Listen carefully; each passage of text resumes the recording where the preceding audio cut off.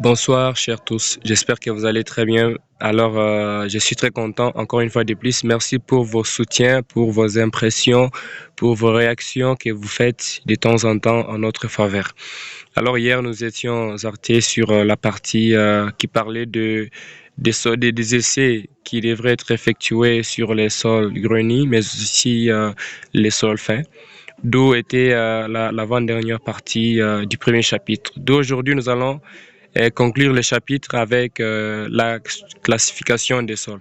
Vous savez, quand on parle de la caractérisation d'un sol, on doit d'abord identifier ce sol, après on classifie. Lorsqu'on l'identifie et puis on classifie, c'est-à-dire on l'a caractérisé. Alors, il y a les différentes normes de classification qui sont utilisées en mécanique des sols. Pratiquement, HTO, GTR, il y a d'autres, il y en a beaucoup, et LPC, ou soit laboratoire des ponts et chaussées, sur laquelle nous allons nous appesantir aujourd'hui. Alors, c'est l'essai qui nous a concernés en ces niveaux. Nous allons essayer de voir comment classifier les sols grenis et comment aussi classifier les sols fins. Il y a la classification des sols, tout simplement des sols grenis, c'est-à-dire qui ont plus de 50% des éléments passant, supérieurs plutôt au diamètre de 80 microns. Vous allez vous rendre compte qu'on peut classifier ces sols par LPC, laboratoire des ponts et chaussées. Vous allez vous rendre compte que dans la première partie du tableau, nous avons les graves, dans la deuxième partie, nous avons les sables. On a caractérisé par exemple, si nous avons plus de 50% d'éléments passant au tamis de 80 microns, ont un même diamètre supérieur à 2 mm, c'est-à-dire nous pouvons passer, si par exemple il y a moins de 5% d'éléments inférieurs à 80 microns, il y a aussi les cas où il y a plus de 12% d'éléments inférieurs à 80 microns. Alors on devrait s'orienter pour aller classifier les sols en question, d'où il y a l'intervention de l'essai d'analyse granulométrique qui intervient. Tout simplement, il y a aussi les essais des limites d'Atterberg qui interviennent aussi tout simplement pour classifier ces sols. Alors c'est très important cette fois-là d'avoir l'idée sur les coefficients d'uniformité ainsi que les coefficients de courbure des sols. Alors cela devrait permettre à utiliser cette classification en suivant toutes les conditions qui sont données à ces niveaux. Alors il y a également pour les sols fins, on peut utiliser la classification du diagramme de Casagrande.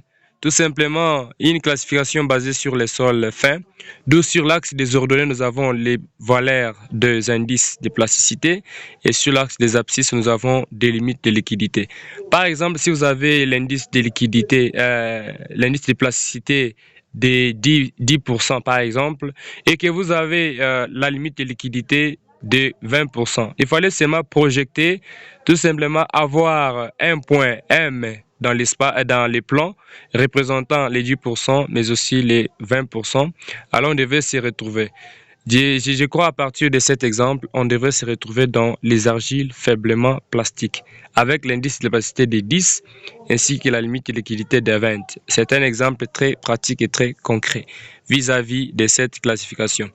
On donne aussi quelques valeurs que nous allons essayer de voir ensemble.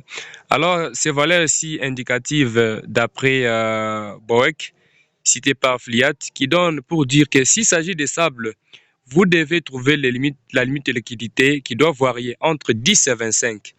Par exemple, la limite de plasticité doit varier entre 10 à 30 s'il s'agit de limon. S'il s'agit de l'argile, 15 à 50, ainsi de suite. Il a déjà donné des conditions. Si vous faites vos essais et que vous vous rendez compte que vous êtes en dehors de ces conditions qui sont données, c'est-à-dire vous avez mal effectué vos essais, d'où il faudra refaire. Alors il y a aussi sur maintenant les sols, soit les limites Atterberg maintenant pour les minéraux argilés cette fois-là.